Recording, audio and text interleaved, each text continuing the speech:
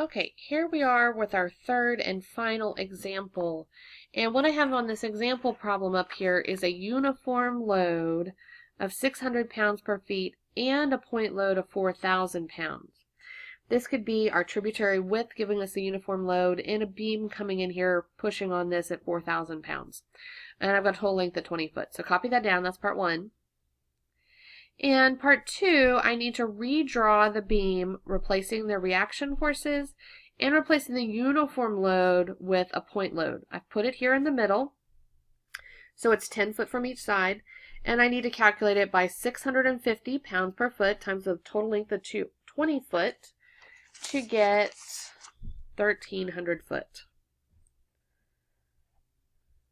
13,000 pounds. And I'm going to write that on my diagram here.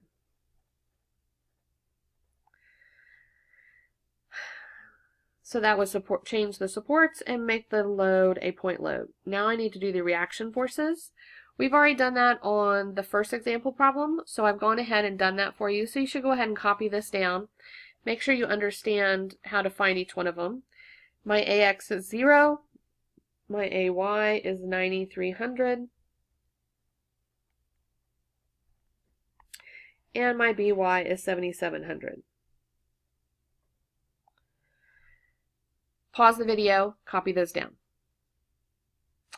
Okay, I've also drawn in my axis for my shear and moment diagrams. And these do get slightly more complicated because I'm combining point load and uniform load here. So, but the steps are basically the same. I'm going to start on this side with my reaction force here. So I'm going to go up 93.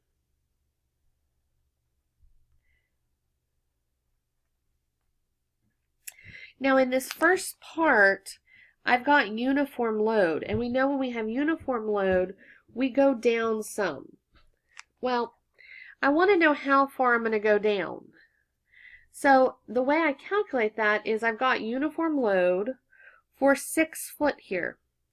So I'm going to make a little note. I've got uniform load of 650 times the 6 foot of distance. And I'm going to use my calculator. And I'm going to find that that gives me 3,900 pounds. So starting here, where I would be if I went straight across, I want to drop down 3,900 pounds to here. And then I'm going to connect these with a straight line. That's how far down it dropped.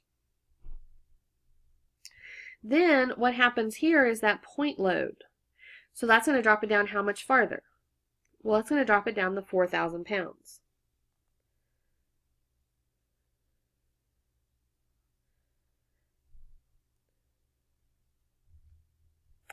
Then what happens after this point is I have uniform load the rest of the distance.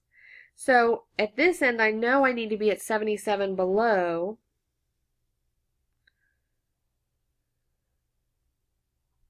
So from here, I can connect straight line because that's the uniform the whole distance there. Now I need to know how far over this point is here. And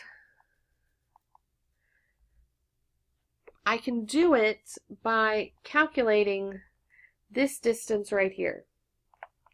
I'm going to put a little thing here, and I'm going to call this X. And I also don't happen to know this distance here. I'm going to call that Y. Well, this is just a little bit of math. If this whole distance is 9,300, and I know this part, how can I find the part remaining?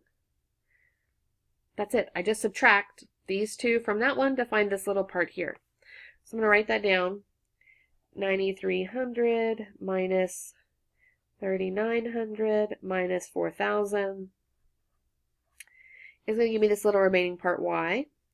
And with my calculator, I find out that Y is 1,400. So now, if I know what this height is, and I know the uniform loading in this section, I can find out the distance there. All I need to do to find out I know the pounds and I know the uniform loading. So what I'm going to write down on this side is 1,400 pounds equals 650 pounds per foot times the distance I don't know. If we compare it to what I did originally, this time I knew the pounds, I knew the uniform loading, and I was looking for the distance. So it's basically the exact same formula I used at the top. I'm just looking for the distance now. A little bit of algebra, divide both sides by 650, and we get that x is 2.15. I also know that to this point right here, if I add the 2.15 to the 6, I find that this whole distance here is 8.15. Now what does that tell me? Well, the point where the shear is 0 is the point where I'm going to have my maximum moment. So this is the point where I'm going to have my maximum moment right here. The other thing I need to know when I do my moment diagram is at the point where my point load happens, I get a little kink in the graph. So this isn't going to be a perfect parabola. It's going to have a little kink right in here. So it's going to look mostly like a parabola with a little kind of jump right there. And the rest of it basically looks like a parabola. And here's my maximum. Max. And we're going to find it the same way we have been finding it, by using the area under the curve. So is it easier to find the area under the curve on this side or on that side? Well, on this side I could do it, but I'd need to divide this up into multiple sections. A triangle up here, a rectangle, and then that triangle there. I can just as easily do it on this side and calculate the area of this triangle here. So that's what I'm going to do. Max equals 1/2 base times height of this side. The base is from here to there. Well, how long is that?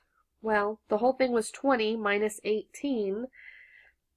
Put that in my calculator, I get 11.85. And the height is 7,700.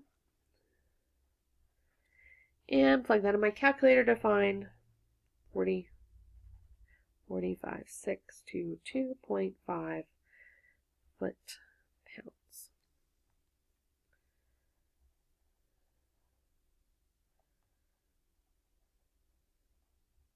And that's my maximum moment. That's all there is to this.